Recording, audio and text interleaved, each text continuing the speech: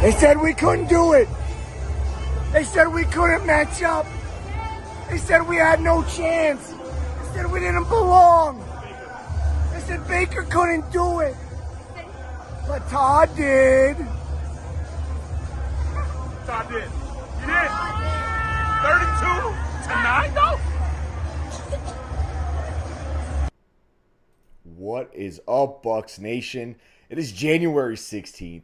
2024, and you're watching the Loose Cannons podcast. I'm your boy Sammer, hanging out with the Victory Shades on this Tuesday night with my boy Poppy Latte and my stepbrother Stanker. And before we dive into the absolute ass kicking that we gave the Philadelphia Eagles last night at Raymond James Stadium, I want to kindly remind you to smash the like button right off the bat tonight.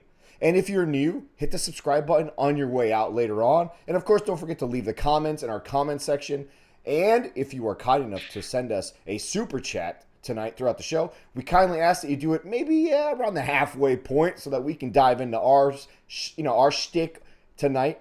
And of course, too late, chat. Too late. Too late. And then right off the top, Lucas Pettis. All right, cool. Already put his dick on the table. Right, so we'll start with a super chat tonight. Go ahead, Lucas Pettis, $4.99. I don't know if that even buys like 2 kernels of popcorn at Ray J. We win, and all the sports media can talk about is how the Eagles are, and I can't stand that shit. Let's beat the Lions and prove them wrong again. Hey, we're going to get into that. That's a great point, though, because that pissed me off as well this morning. But why did it piss you off? Why did it piss you off? As anyone surprised? Like, we're the Buccaneers, man. Tom's gone. It's not about how we dominated the game. It's not about what we did. It's about what they did. And I see somebody here like, I can't wait for this shit. Like when we beat the Lions next week and we'll shut them up. Oh, it was Lucas that said that. No, it'll be the same shit. It'll be Jared Goff broke down and he choked. And that proves why he's not the guy and blah, blah, blah. It's not going to be about what we did. It'll be about what they did. So just get used to it. We're the lovable Bucs, man. We're back. We're back. Hey, listen, I'm all for it. Underdog, chip on the shoulder mentality, bulletin board. Give me all of it. All right. Before we go into like the offense and the defense and all that amazing shit that we got to experience last night, because it was a hell of a fucking night, boys. I want to talk to you two about how it felt to be at a game with the atmosphere, with the energy, and then the team comes out with the same energy, matches the atmosphere, and to experience a fucking domination of a team that people thought might get right when it came to playoffs, right? And they didn't. It was absolutely insane. It was absolutely electric. We put a video up on Twitter afterwards, the three of us. I couldn't be fucking prouder, dude. I mean that, and I don't mean that like from a fatherly thing. We're all fans. What I'm saying is just proud in general. Proud of us, man. We showed up. We showed out. We kept it red. There was a big contingency of Eagles fans, but nowhere near what it was like on Monday Night Football years past. And it was fucking loud. I had this conversation with Sam or with Snake. I had this conversation with Nuts, guys that sit in the end zone, cool dudes. I think the loudest I ever heard that was the comeback with the Rams game in the divisional round here at home where we lost, where it was I described it the best sporting event and worst sporting event I've been to in my life because the roller coaster was like, oh, my God, and then, oh, my God. Yeah, but that was after 30% of the fans left, including our brother, your son, Devin Garnett. Yeah. You know, this was lit from the fucking kickoffs, bro. Stank, you don't look at the camera, and you just look like a blind guy tonight. He does. Like, right now, he looks like a blind guy. He's like, yeah, it was lit the entire time. I feel like I might lose my vision. Today, I have been just meandering. I've just been meandering through the world, bro. I am still kind of fucked up from last night. I didn't sleep at all. I stayed up and watched can't unsee videos it, all Sam. night. I can't unsee it. It's the angle that he's sitting at off yeah. to the side. He's like this. He's like, yeah, boys, it was awesome. It was a great night. I can't believe I didn't get to see any of it, but I felt it all. It sounded great. It sounded like we scored a lot. It was awesome. Hey, where are we going to start here? What's the subject? Buccaneers dominated. Okay, Buccaneers dominated. Okay. Wait, we got another super chat. Let's just say fuck it and let's just read super chats all night long. No. Jay Peasy Gaming says Raymond James was lit last night. 90% Bucks fans dominated in all phases. You know what? We showed up, and me and Sammer personally went on a crusade to make sure that Bucks fans didn't sell their tickets to Eagles fans, and it worked. It worked. Listen, no joke, no exaggeration. I probably assisted, I think if I remember correctly, between 90 to 100 different tickets came through the middleman known as the Samurai Ali, in terms of making sure that it went from Buck fan to Buck fan without Eagles fans penetrating our stadium. It was awesome. But the energy last night, and for the team to match that energy, that was my biggest thing to start that game off. It felt like they understood the assignment. The assignment. Thank you. I've never had an assignment in my life. So they understood the assignment as well as the fans, and it was perfect, and it was a great way to start. And when they did the red lights, they did the intro, they brought out the flag. It felt like that 49ers game in 2002. They brought out the nature boy Ric Flair, who I was in arm's reach of him. I could touch him, could taste him. He was right there, all slick back, just looking like he was ready. He's wild. He's crazy. He got the fans going, man. It was a fucking experience, bro. Bro, you think we were going to lose with the power of woo behind us? Are you kidding me, bro? Not going to happen. He's done it. I thought he'd done it before. Hell. No, he hasn't. There wasn't a chance in hell we were losing that game, dude.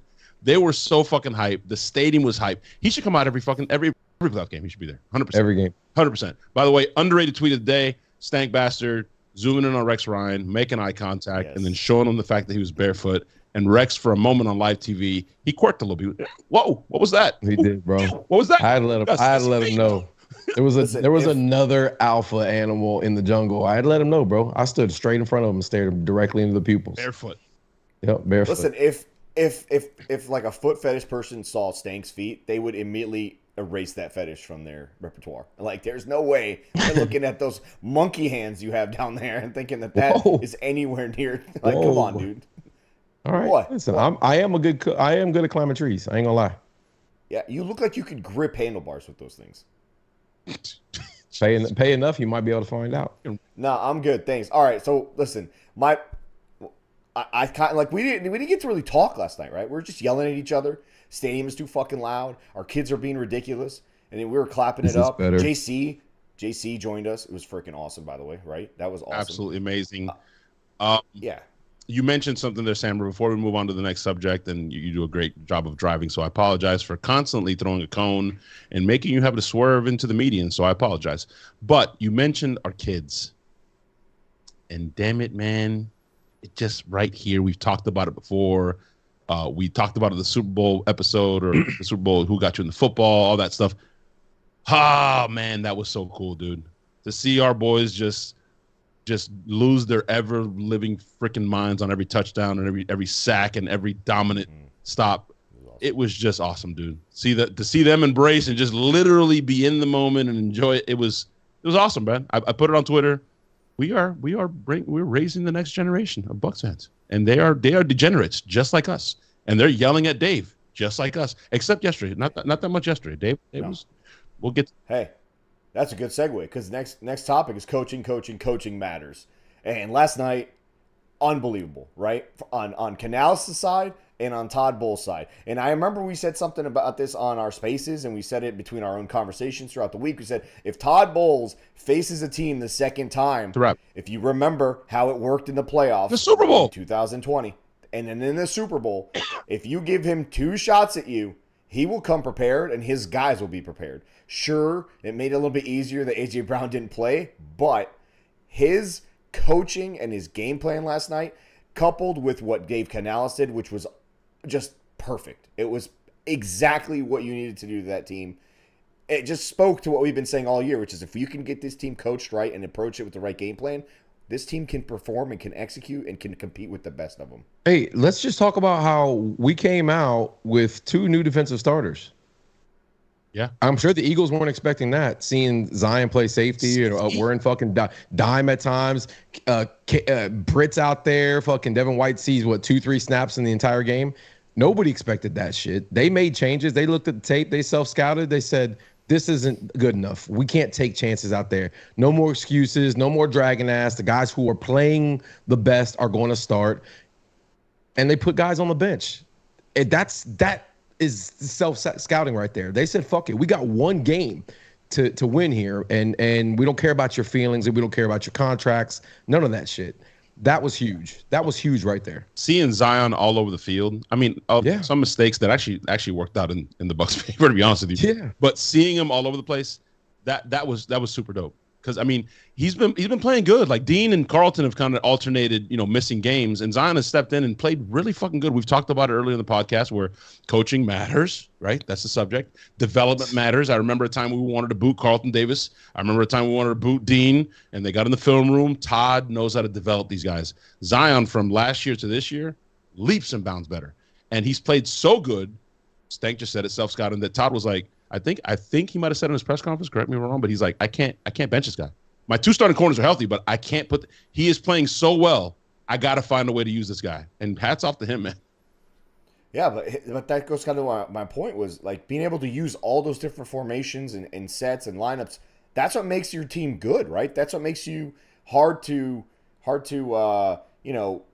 be prepared for, and hard to it's not predictable as an offense when it's facing us. But the first thing I noticed when we came out, when we're on defense, is we go 6 guys to their 5. Usually it's 4 down linemen. Maybe you blitz a guy. It's 5 on 5. Todd Bowles, right from the start, said, I'm going to send 6. You got 5. Someone's going to lose. Someone's going to win. Let's figure it out. And then they did that for that first drive. And then the next time the Eagles get the ball, where do they go? They go 4. And they play a little bit off. And he just kept doing it back and forth, multiple looks. And all of that just was like, they came prepared. They were coached. They were coaching their asses off on both sides. And we're just talking about the defensive side, obviously. But I know, like, Stank, you're watching the offense, the coaching on that side of the ball, completely different and exactly what it needed to be. We started the game with possession. We asked for it, like Latte said we should, like the Packers did. We said, do what the Packers did. Punch them in the fucking mouth. See what happens, man. And they came out throwing the ball, being aggressive. This wasn't the same old Dave Canales run pass. They went for the throat. They put Eagles on notice. They knew where the weakness was in the Eagles secondary, which was the obvious thing. Instead of just kind of forcing your system on the team, they went after the weakness for the fucking, feels like the first time all season. Beautiful. That's what you have to do. You have nothing to fucking lose. Even though guys are out there letting your quarterback down, Mike Evans had a rough game. Cade dropped a beautiful seam pass that probably goes for 6, if not down to the 10, 15-yard line. They weren't completely in sync on offense. We still went out there and made it real hard for the Eagles. We had field position all night long. That's another thing that goes unnoticed. But I mean, we had the ball. We had the ball at the 40 pretty much every fucking series. It felt like especially the third quarter. Yeah, we weren't starting from our 10-yard line like it feels like we always do. And we dictated the play on both sides of the ball. The Eagles weren't there for it, man. We said it early. They were dragged. Their defense was loafing out there. Looked like they had a bunch of 45s on the field, running after our receivers, running after our running backs. It was a really beautiful thing to see, man. 45. Yeah. Interesting. Yeah, a bunch of 45s. I was going to say, like, you're right, Snake. It doesn't always come out perfectly. Like, the execution isn't always going to be there. But when you consistently have the same mentality of we're going to attack, we're going to be aggressive, we're going to attack, we're going to be aggressive. Sure, there's going to be a missed pass. Sure, there's going to be a drop. Sure, there's going to be a bad route here or there. And sure, you're sometimes not going to convert on third and get a first down. But if you keep attacking, good things happen. It doesn't matter. You can make up for that because your aggression will outweigh the mistakes, hopefully, right? And the miscues. And that's what happened last night. And that's all I've been screaming the entire year. I said, just go out there and act like it's the last game of the season. And last night they did. And, to kind of shift things to the offensive side, Baker didn't play a perfect game, but he kind of did, right? He played lights out. He played lights out, man. I mean, he had a couple drop picks, thrown over the middle, some linebackers, stuff like that. But I mean, that's kind of been Baker all year, right? He's going to pull the trigger. I thought he had a great game. Greg DeCruz put a comment here a little bit ago that I thought was really big. He said, putting up 30 points on offense without Mike Evans really dominating, Canales' best game as an OC. I agree, dude. Yeah. Like, imagine if Mike I mean, we could have scored 10 more points, 14 more points. Oh, my God, dude. You take away the pass interference that they didn't call. If you take away the pass interference that they didn't call, that's a touchdown. Yeah. Mike Evans dropping a touchdown. That's 14 points right there. Kate Ott right? on the fucking seam ball that he dropped wide open. Not the everybody's talking about the one in the end zone. He got interfered with. That's fine.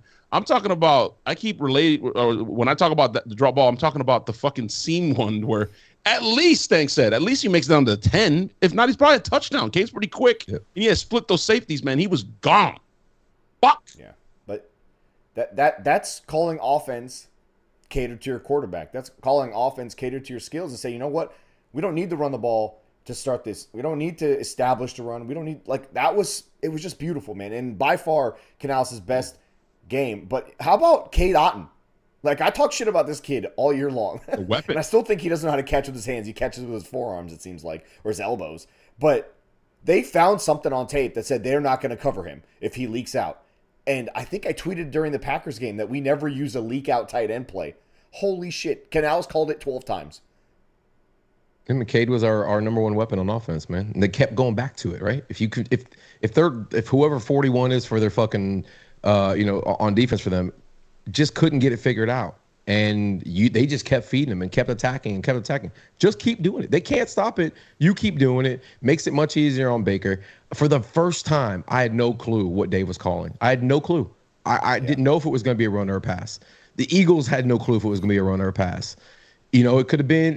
It was nice that it was 2nd and 2 a lot of times because the run for the most part had some success. We had a couple of plays where Rashad had to make it on his own, especially at the beginning of the game. Man, he had two back-to-back tough. One was a run, I think, and the other was a pass, and he beat 2 defenders for the first down. Like, Rashad came out there possessed, hobbled, by the way. We don't talk about that. We are also nursing injuries. We know, Baker's got the rib and the ankle, but Rashad's been hobbled the last quarter of the season.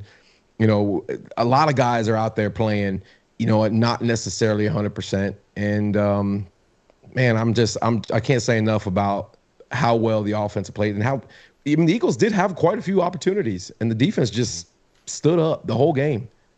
I also love the fact, speaking of Rashad, not only did he have a fucking physical, he imposed his will on them. I just like the attitude he came out with, bro. Yep. I think it was the first carry of the game. He gained 8-9 yards, right, Sammer? He kind of got skinny there in the hole and just fell forward and just carried a couple guys, and he pops up, bro, and Jalen Carter kind of fucking nudges him on the shoulder. You see Rashad, bro, turn right around and jump in his face like, what, bro? They were drawing at each other. He's like, I'm gonna be here all day, bro. All day I'm gonna be here. It was eye-opening for those Eagles, bro. Like, Rashad usually plays kind of happy, right? Yeah. He plays kind of like loose. He was pissed. And he had no time for fuckery last night. He was like, I've gotten to this playoff game. I didn't get to play last year in the playoffs. So this is kind of like his first true playoff game.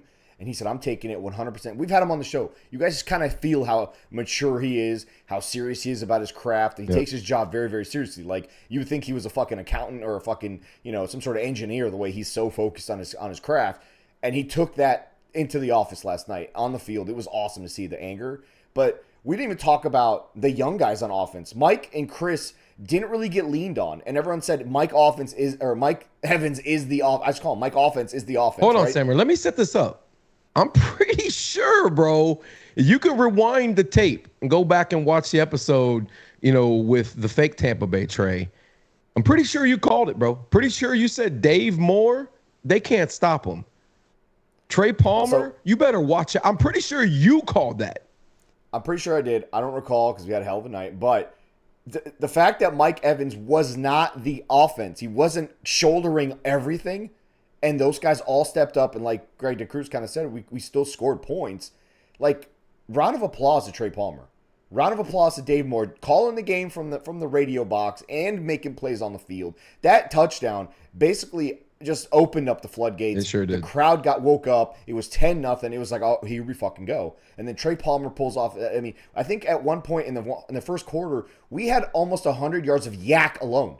Not just receiving yards. Yak alone was almost 100 yards in the first quarter. And those guys and Cade deserve a round of applause because when Mike and Chris weren't the focal point, which is kind of what we've been screaming all season, which they should be, it didn't matter. That's what's crazy, right, Latte? Mike Evans should be the focal point, but he wasn't, and it was still amazing. Well, I think they tried, right? They went to him early, and then, yeah. Hats off to Canales and Baker. They still targeted Mike. It was just like, okay, we're going to spread it around and move it around. But it would have been a monster Mike game. Like, Mike catched that ball, bro. I think Trevor had said it's a legacy. It would be a legacy game for Mike. He'd probably get a couple touchdowns. He would have had it. He would have had it. But Dave scored on the very next play, I'm pretty sure. Or if it wasn't, it was the play right after that. Right after it was when Dave. We still scored on that drive, and by the way, sometimes incredible. The man is calling the fucking game and scoring touchdowns simultaneously, bro. How is Dave Moore doing it? Somebody's got to stop him. Listen, he's special, legend. Bro. But my biggest thing though on that side on this topic is like, we lean on Mike, we lean on Chris. And in moments in other games when they can't come through, nobody else steps up. Nobody else answers the bell. Nobody else makes the tough grabs. Nobody else makes a play, except in that Green Bay game when, guess who? Dave Moore makes a massive play, opens up the game. This last night, everybody whose number was called, they stood up and they came through. And not just that, they're fucking rookies, dude. Like across the board. Like everybody that we leaned on is a young player who shouldn't be making plays. They were making plays. It was so fun to watch. Sammer. No, not just that. The offensive line did enough. And by the way, I don't know if anybody could tell from the broadcast, but Luke Gedeke should be arrested for what he was doing to Hassan Reddick the entire game. He was absolutely just brutalizing Hassan Reddick the entire game. Hassan was so pissed. And Luke was just out there burying him, laying on him, tossing him around. It was impressive. I know the interior of the line had some issues, especially towards like the third and fourth quarter in protection. But Baker held the ball a little bit there too, so it didn't necessarily help too much. But man, they played. You talk about rookies and guys playing their first year starters. Got a first year starter at left tackle, first year starter at right tackle, first year guard.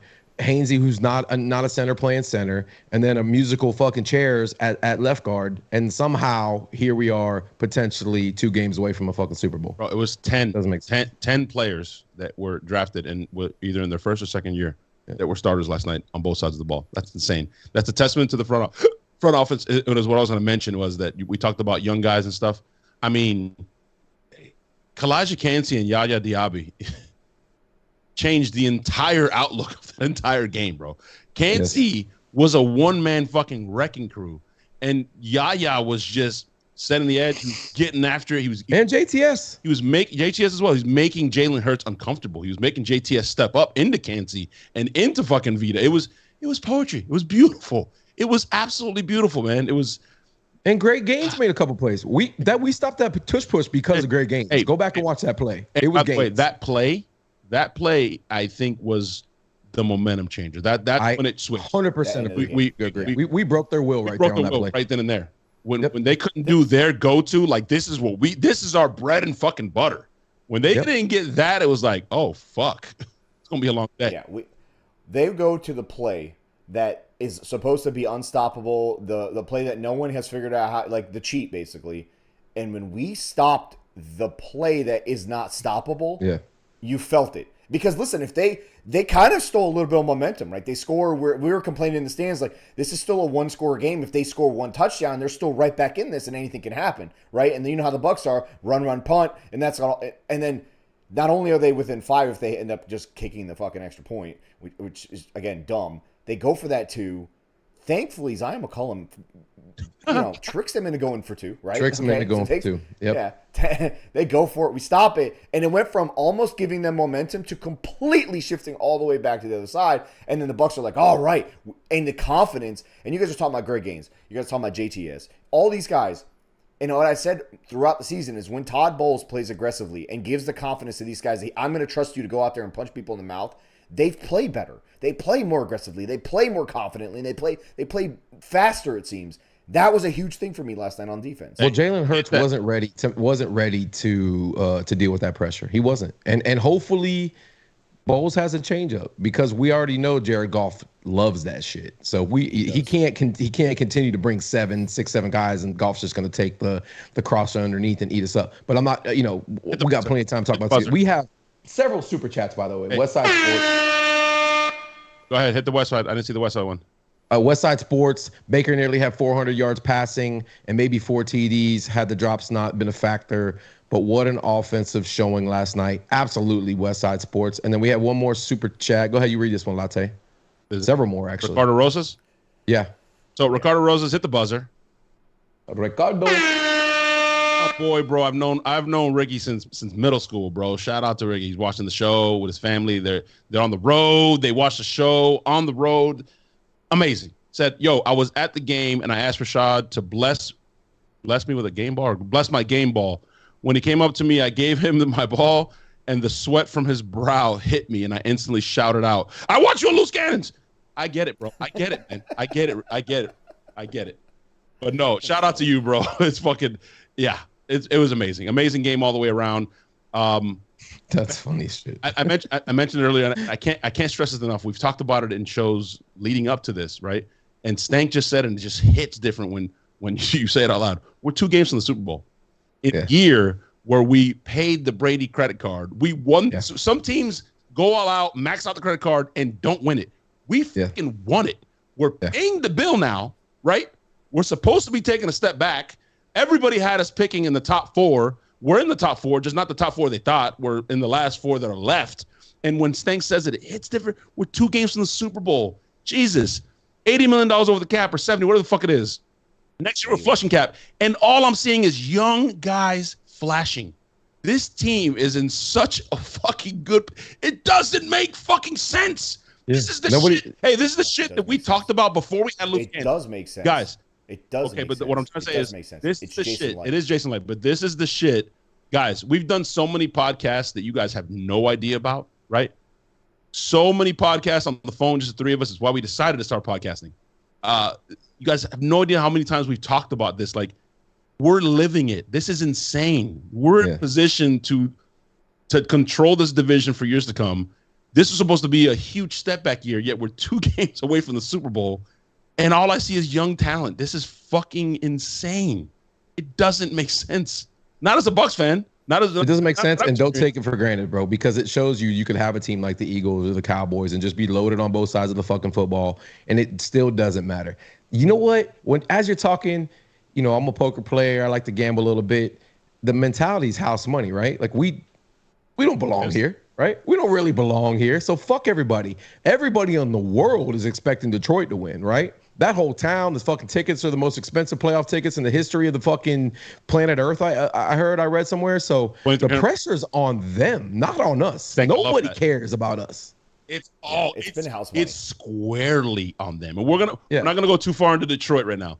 But the pressure is all on them. We have nothing to lose, bro. We have a quarterback that's been written off by the whole league. We have a team that was supposed to be picking the top 4 in the Caleb Williams sweepstakes. We have nothing to lose. And that their assholes, when Stafford came back to Detroit, got real tight in the second half. They were nervous, bro. And momentum is a motherfucker. They put a lot of energy out there, a lot of emotion, and now they got to recharge that up and face a fucking hot team that's hungry. There's nothing to lose. That was kind of their Super Bowl. And I want to go, like you guys said, I don't want to go too far into the Detroit thing, but keep in mind, that's a team that doesn't have a lot of guys that have ever been to the playoffs. No. Their quarterback, yes, but again, he's still Jared Goff. Don't you fucking say that shit, B-Shuck. I'm sorry, Sammer.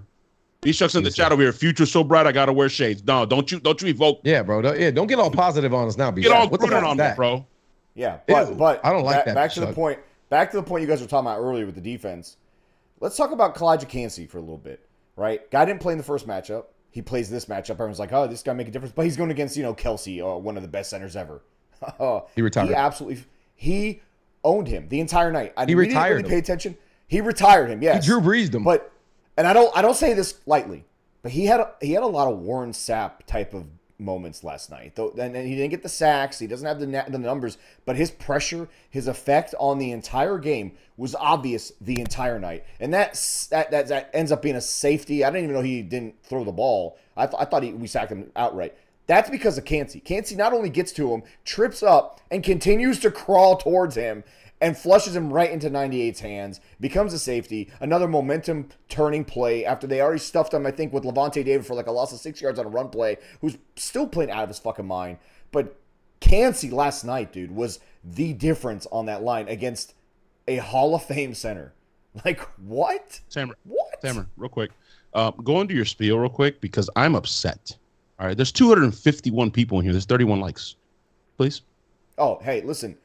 There's 250 of you guys. It takes literally one click to hit that like button, and then all of a sudden we've got 250 more likes. Yeah. Or maybe 221 more likes, depending on how many people have already liked or not liked. Or people who like sometimes and just leave for the algorithm, which is very odd. Yeah, we've got but, hey, that's several more loss. super chats, but I want to say one more thing about Cansey.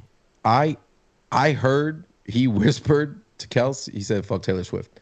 That's what he did. He bitch slapped him. He said, fuck Taylor Swift. I know that's going to be your future sister-in-law. Fuck her. And he couldn't just take it, bro. He broke him physically. He broke him mentally. He was out there slapping him around. The Kelsey's mom was on the sideline. I heard he was talking shit to her, too. That's what you do, bro. That's how you bring that energy into the locker room. And we got several more super chats. Westside Sports with another 499 that says, when the tush push was stopped, you knew the game was all Buccaneers from that point on. Abso-fucking-lutely. Oh, I thought we had another one. Maybe not. Just kidding. Anybody want to donate? Tyler Green says, take your sunglasses off, all three of you. What the fuck? Listen, Tyler Green, you might be new here. Yeah, you're new. But after we win games, we put on victory shades. And so tonight, we're wearing our victory shades. So you can donate a super chat, and I'll read you. But, I mean, come on. These aren't coming off. These are not I'll let off. Sammer read this one. Let this Sammer, because he's close to a his Mopar. heart. He's a Mopar guy. Not just a Mopar guy, but, the Saints spending stupid money just really makes Sammer's heart sing. Go ahead, Sammer. Oh, yeah, I love when other people spend money stupidly. Yes. Who spends $115 million on car that doesn't drive? Meanwhile, Bucks are shopping for players with rollback prices, and look where we're at. Go motherfucking Bucks. Hashtag on to the motherfucking next. Yeah. And he's got a little victory shades emoji in there. Look He at that. does. By the way, that was Mopar Buck Wear with a the shades. 1999 super chat. We got another one. 1999. Hold on. Let me hit it. Go ahead. DBC's most one with a 499 super chat says, saludos, loose cannons. When do you think Dime Piece Dave will start using Demo more instead of Palmer? Trey's made too many drops and fumbles. I think you're seeing a good balance now. In the second half, you saw a good, healthy balance of both of them. Dave's going to do Dave is fine. If Dave does what he does yesterday, I have no gripes. I'm fine. No, but it's clear they like him more than Trey Palmer right now. I think they understand Trey Palmer. And Trey Palmer kind of went through a little bit of a thing there, fumbling the ball, not making I think he doesn't run the routes perfectly every single time. But Sammer, we saw it in Green Bay. Sammer. When they get Dave Moore on the field, Dave Moore's a weapon. Dave Moore's a weapon, but Sammer, you saw last night why you have an infatuation with Trey. You saw because coaches egotistical. You see the mold. You see what you can mold a player into, and they're like, if we can just get the kid to run routes right and catch the ball and protect the ball, this dude, he has something you can't teach, which is elite speed, and he ran away from everyone, bro. Wasn't even close. Yeah, but that's kind of what we said all year long was. He doesn't just have to run the go route. There's other ways to use fast wide receivers. Like I watched Steve Spurrier for years because I'm a Florida State fan. Obviously, I don't like the Florida Gators, but Steve Spurrier was so good at taking his fastest guys and just crossing them across the entire field. Ike Hilliard, Jacquez Green, Riedel Anthony, guys catching the ball 15, 20 yards down the field in stride and taking it fucking 50, 60 yards. Sammer, didn't you? Why not use Trey Palmer that way? Was your heart not warm last night? You saw something you've been asking for the entire fucking season. Two things. One, you saw Mike Evans slant, and he bodied the fucking defense. Oh my God. Jesus. Unstoppable play. Can we run it every week, please? And then number two, the fucking man beater with the Dave Moore touchdown. The defenders ran into each other because it was a man beater. They were they crossed them up. It was beautiful. By the way, who is it here? Every play that we threw to K had a rub on it too. It was amazing. Here's one more to make Sammer's heart sing. From Kevin Nieto says, Ian Beckles said Cansey played better last night than Gerald McCoy ever did in his career. Wow, God, 100%. And Gerald McCoy was in the building to witness it too. That was funny. Not even close. He has never been that impactful. No, it's not even close. Yeah, that's a great fucking comment. By the way. I also want to comment on one more. I saw one more that said, Yeah, pessimistic stuff because that's Bucs fans' nature. Yeah, but other teams are going to be in on Baker. Okay, you're right. Other teams are going to be in on Baker. But does he want to leave an offensive system that he already knows, uproot his family? Like, he found a home. There's a difference. He doesn't want to go shopping. He found a home that wants to keep him. Why would you want to go somewhere else and learn a new system? Potentially, like he was basically on the way out of the NFL. This was his last shot, basically, right, Sammer? Or am I wrong? He found a GM, a coach, and an offensive coordinator who embraced who he is. They understand what he is. They allow him to be what he is for the most part. Like they keep him in check, which is a good thing. Guys need that, right? And they trust him. Why would he leave that? Why would he leave the stability he's never had before as a NFL quarterback to go and start all over again? And who knows what happens? And what happens in that town when they try to run him out of town if things don't go exactly as planned? Like, he is comfortable here, and that means why is he comfortable here, Sammer? Why do you think that is? Listen, I've made sure he's comfortable. Yeah, I've taken many efforts to make sure that he's as comfortable as possible. Okay? Yeah, his first day in Tampa, like, red carpet doesn't even do it justice. Maybe this week we ought to. No, you know what? We'll wait. No, we'll wait till we post that video. We'll wait. But James Meyer said Dave might have finally reached the back page of the playbook. Shit was wild. Yeah. Hey, there was a point there where I thought he got lost and he accidentally went back a few pages, but then he got back and someone was like, "Oh, Dave, bookmarks here," and he flipped right back to it. We're back on track. Hey. But one last thing about the defense, boys. Listen, last night we didn't feel it in the game, right? They went 0 for 11 on 3rd and 4th down combined. I felt insane when I saw that stat. I was like, wait, what? What? 0 for 9 on 3rd downs, 2 4th down conversions that were broken up. By the way, Carlton Davis in the corner of the right end zone, northwest, east, whatever. Yeah. By the pirate ship. That was a beautiful fucking breakup. He played out of his mind. Don Burr, Goff going to dissect all that blitzing. We're not getting into the Detroit game, bro, but if you weren't here at the beginning of the show, we said that Todd does a great job of adjusting once he sees you the first time, the second time. In case you haven't been a Bucs fan for a while, if you didn't pay attention to 2020 when the Chiefs came in here and they did some work, and then the second half they didn't score because he got what they did, and then he shut them down. Then he went to the Super Bowl, and he didn't blitz once. He just fucking rushed 4 and said, fuck you, and pressed man, and fucked them up. So and Latte, B-Shuck's back. He said the drops are bad, guys. You can't have that next week. I agree, B-Shuck. Let's focus on the shit that went wrong, man. That's how me and you got here, bro. Fuck this positivity shit. We don't want any on this table. Mopar guy, Sammer. This motherfucker he did a dime piece Dave. He rolled out his 12-inch cock right on the table. Oh, yeah. We didn't know. Before last night, we did not know that Dave was hung like that. Like, I knew he was pretty. He had soft hands. He's a grower. He's a grower. Hands. He's a grower. He's not a shower.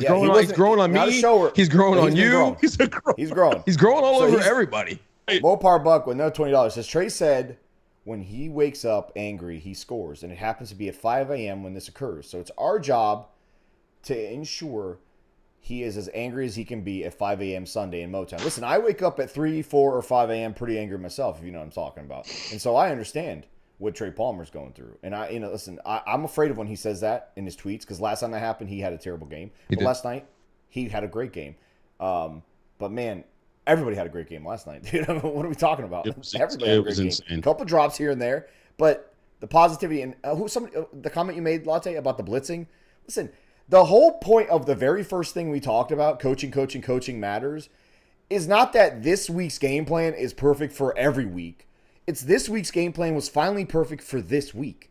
Next week, Todd Bowles isn't going to look at this and say, let's do the exact same thing so they know exactly what to expect. Let's tweak what we need to do for their game. Let's figure out a way to stop Gibbs and David. That's his name, right? David Montgomery. Yeah. Let's figure out a way to stop their weapons. I'm on same. They have a lot of guys. Your boy Laporta. Oof. Yeah. So it's a whole different puzzle to figure out. It's a whole different opponent to figure out and piece together.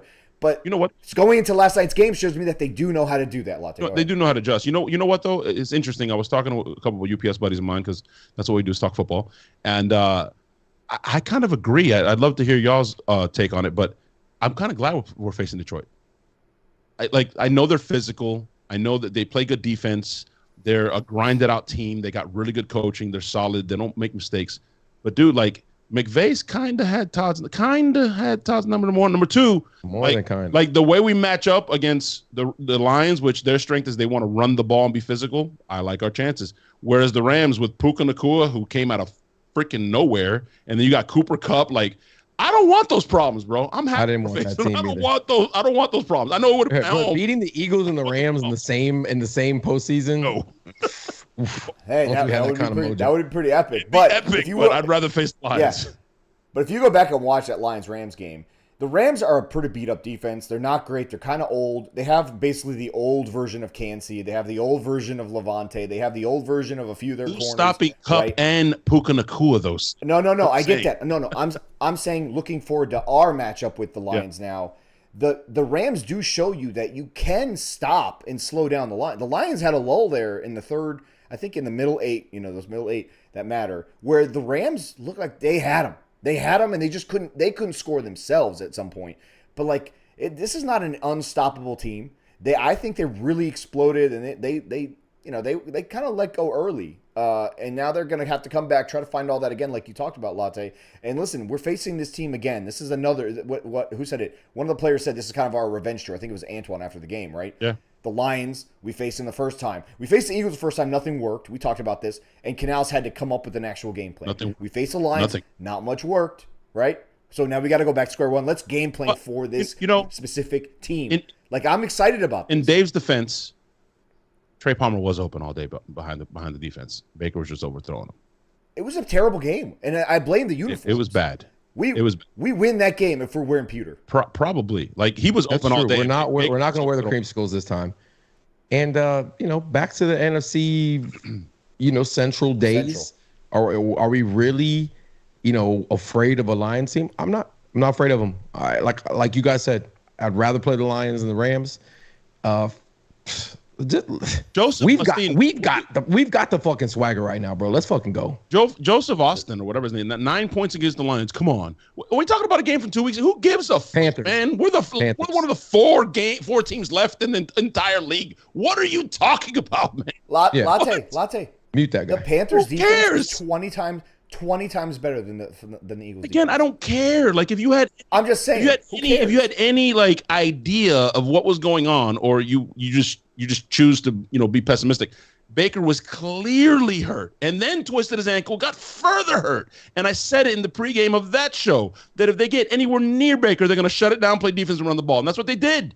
And it didn't matter. They won the game. They just wanted to win, get out there. Carolina has a third-ranked defense in the NFL. Let's not pretend that they don't play good defense, because they do. Oh, there you go. That's what I'm saying. They have a good defense, a way better defense than the Eagles. But at the end of the day, last night's game, massive from a confidence standpoint. You got to start somewhere. You got to win the first one to get going, right? And that's what happened last night. They're going to be confident, but I think they still understand that we are not happy, or we're not satisfied. We're happy, but we're not satisfied. They said that in the postgame, locker room speech, that whole deal. But again, you're going into a game where you get to roll. Remember the Giants of years and years ago with Eli Manning were not supposed to even be in the playoffs. The Packers with Aaron Rodgers, the only time he's ever won a Super Bowl, were not supposed to be in the playoffs. They had an entire defense decimated, especially in the second. Guys coming off of FedEx and UPS trucks to play, corner and safety. No offense, Latte. So none of that matters. You just have to be hot and healthy and fresh and on a roll at the right time. And right now it feels like that's the Bucs. Be confident. You got to start at one spot. Sorry, Sammer. I want the smoke, Don Burr. I get it now, Don Burr. You talked about golf is going to destroy that blitz. Ha ha ha ha ha. And now you're commenting again. Detroit's going to destroy the Bucs. Ha ha. It's kind of cute. Detroit. It's kind of cute, bro.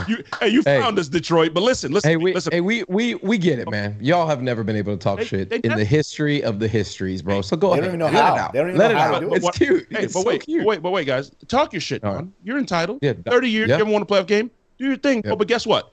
We're in year 1 of a transition. You're in year 5. Hats off to you. We're in year 1. We're playing with house money. We're supposed to be picking in the top 5, bitch. No, Latte, they're in year 31. You're 30 like the 12th rebuild. The rebuild. This is the 12th rebuild. Okay, I mean, I get it. We had some low times too, but not like that. Holy shit. Like, if the Bucs were in the playoffs, I'd be like, go Lions, go. But, hey, I'm sorry. Fuck you guys. It is what it is, okay? Fuck you guys. And listen, your ticket prices are outlandish. I could have bought I'd say at least 10 burning cars on a Detroit highway. Bro, or Detroit we can buy street the entire for we less can than buy that. the entire Panther Stadium for one ticket. Fucking Detroit, bro. It's true. Yeah, look, they don't got nothing. All right, I don't even know what this stadium looks like $2,300 right- for a division? What? So what they did was they made the price based on if they had made the playoffs the last 30 years, and then they added all of that up, and that's what one ticket price is. That's why that's so high. It's literally 31 years of no playoffs jammed into one price. It makes sense. It makes sense. So those season ticket holders haven't gotten to make any money for all those years when they resell their tickets. So now they get to finally do it in one shot. It's fucking stupid. It's absolutely asinine. Don, But I'll keep giving you attention, baby. It's okay, Don. He said we have the 32nd ranked rush offense, and the Lions are number 3 against the run, and we're one-dimensional. I'm pretty sure Baker would have thrown for over 400 yesterday, if not for drops. He did throw for 337 we ran the ball well, and too. 3 We ran the ball touchdowns. well. Yeah, but listen, okay, we're one-dimensional. We only pass, and we're really good at it too. Yeah, we're Good pretty luck. good at that. Hey, Good luck. Hey, the Los Angeles Rams of 2021, were they a good running team by any chance? At all? No, at all. How were the Eagles last year running the ball? Pretty damn good. How were the Chiefs running the ball last year? Horrible. CEH. Oh, yeah. So I guess you can win if you're one dimensional. How were the Bucks in 2020 when we won the Super Bowl? Lenny got hot in the playoffs. We were yeah. horrible. We weren't good overall. Not great. season-wise. No, not the season. Well, that's why it was. Hey. That's why it was playoff Lenny, Lombardi Lenny, because he got hot in the playoffs. But he got hot in the You playoffs. just got to know how to do what you do and what you do well and just continue to do that well. That's all you got to do in the playoffs and play good defense. I know we're about to end this. And Crown, I did not fall asleep on your comment. Crown was there. He was one of the first comments as soon as we started the show, and he said he was there. It was lit. It was the best, loudest, most lit game that he's been to at Ray J. Where would you guys rank this on your personal? Because when he put that comment, I read it. I started going through my Rolodex, 17 years, and I'm like, I saw a lot of fucking bad years. I saw a lot of bad football. The Seahawks game comes to mind. We went 9-7. We threw a fucking parade where Mike scored 2 touchdowns on Sherman and Legion of Boom right away in the first quarter or the first half. Saints game the week right after that, the week before that was the Same way, but I can't. That was probably the most lit that I've ever seen Ray J. I know it's recent. So you didn't. I can't remember, dude. You didn't go to the 2002 playoff run. I did not. The San Francisco 49ers game. I did. Yeah, I mean, we're going to go way back. We're talking about Ray J. He's saying honestly one of the most lit ever, but it wasn't in Ray J. It was the last game in the Sombrero. No, I'm saying I'm talking about overall. For me. Oh, for you. The last game in the Sombrero, ironically, when we beat Detroit, sent their ass home. That was one of the most lit ever in Tampa. But there hasn't been many like that, man. There really hasn't. No, mine's definitely that San Francisco 49ers after before we go to Philly. That game right there, that was loud. And it had the same flags, had the same red end zones. Yep. Not some of the same stuff We beat saw Jeff last night, Garcia but and the 49ers. yeah, it felt very, very similar to that. That was a team that was supposed to be way better than us. They had a high-flying offense, and we punched them in the mouth. We dominated them start to finish. It was the first time we saw those flags in the stadium, and Derek Brooks talks about those flags to this day. But before we end the show, you guys noticed yesterday that we had like smoke coming out of the corners? Yeah, bro, that was new. That was super fucking cool. All the time. We ain't seen that. That was super cool. Yeah. Nice touch, Bucks. I like it. Why the fuck is that not there every week? What are we doing? It was Why are we awesome, doing bro. it in It the was playoffs? awesome. And it was on big defensive plays too, not just like scores and stuff. It was awesome. Yeah, it was like, yeah, we got a safety. All of a sudden there's smoke. We're like, oh, hell yeah, this is awesome. Tip of the hat to DJ Eakin and the Bucks media team and the stadium experience. Stepping it up. We saw them in Green Bay. You know, they scout themselves and other teams as well. No, they didn't scout, Latte. Stop it. Give us the pat on the back. They stole our ideas from that dinner table when we talked to them. We were at Green Bay. In Green Bay, they're like constant reminders, man. Even though they're well-trained fans, it's constant reminders by their PA team. Like, it's time to get loud. And it's not the video board with the fucking graphics and shit. It's like somebody amping you up. Eakin was on that field. He left it all on the field too, man. Every damn big play, every defensive snap, he was fucking getting the crowd hyped up. For the first time in how many years? Probably since I've been going to games. It was silent. We asked our fans on the microphone and not using a graphic like you're talking, a silent graphic. We actually told our fans not only to get up on third down. Hold on. We asked them to stand up and be loud on every single defense. Almost got kicked out I almost got kicked out for it too. Yes. That has never happened. No. Okay. That has never happened. They were quiet on off. When we were on offense, they were quiet. My mind was blown a little bit. We had a couple hiccups, but for the most part, I was like, Had to yell, shut the fuck up a couple times. But yeah. It's kind of quiet for the usual shit we got to go through, where they start the stupid Tampa Bay chant. I'm like, what? We're on offense. What are you doing? It was refreshing to see. Idiots. By the way, I've cutely, or just from the heart, just named Don dipshit Don, because he keeps commenting in here. Don, listen, you keep saying about we'll see on Sunday, but buddy, brother, sister, I don't know what you are, whatever. It's 2024, whatever you want to be. Listen. It doesn't matter to me, bro. We're playing with house money. We said this earlier. Yeah. We have nothing to fucking lose. Yeah. We're supposed to be picking in the top 4. If you win, you're supposed to. Good for you. Not just that. It doesn't matter what. We're hot. Regular season stats mean nothing. Hey, ask the Eagles how much the regular season stats mean anything. They mean nothing, Don. They mean nothing. We got house money. We got trophies and rings in the bank. We've got a roster full of guys that already have rings and Super Bowl trophies and Hall of Famers, bro. What you should be paying attention to is whether or not y'all can get up for it again. I mean, your town's always suspect, right? It's all the rivers are always on fire. You're represented by some dirty white trash guys like Kid Rock and all these weirdos, bro. Focus on your own town. Go enjoy that, bro. Why are you in here with us right now, bro? The only good thing that's ever come out of Detroit is Eminem. Right. That's it. Yeah. And that's saying a lot. That's really saying a lot. In old Eminem, he's like old Eminem. I like bleach hair Eminem. This weird old Eminem. Don't like it. I like weirdo ass Eminem. I don't like spray painted beard Eminem. Ooh. I don't like old man. I'm kind of cool now. I'm just gonna be real quiet and low key Eminem. I don't like that guy. But listen, at the end of the day, fuck you guys, man. Detroit sucks. There's nothing to do in that bullshit town. Nobody cares about Detroit. When was the last time they won a Super Bowl though? Never. They don't have any jewelry in that building. Never. They are known for wasting Hall of Famers' careers, bro. That's the only thing they're known for. That's it. Their quarterback, rivers on fire, is the closest thing. Polluted rivers and water, empty factories, houses you can buy for 30 cents. That's all they're known for, bro. That's all they're known for. And think about this. We're all kind of wasting our time talking to this guy. Think about it. No, when was the last time you met anybody our age named Don? That's a very old name. You're right. Don's like 65. Don goes to Home Depot on Tuesday afternoon and just walks around, okay? Yep. So this is kind of like we're beating the shit out of a senior citizen at this point right now. Because Don's thinking about the microwave he's going to install tomorrow above the range, all right? You named them a senior citizen because Stank used an interesting phrase there. He said, you got to make sure you can get up. I know our stuff works. We don't need no blue pill. You gotta make sure you can get up for the game again. Hey, he told us when he said Don, Baker Mayfield was a thug. That's what I knew. I was like, hold on. He said he was 65, a swollen prostate and a pension, bro. Dude, we already know what Don is. His name is Don. He's the old dude who's walking. Baker's a thug? He called Baker Mayfield a thug. A wannabe thug. Not even because you know what? Because he's white, so therefore he's a wannabe thug because he's still white. So you get where we're going here. The mentality of Don is of a certain age, okay, of a certain era. So now that we understand that, so listen, let's all give Don a round of applause because Don knows how to use his phone.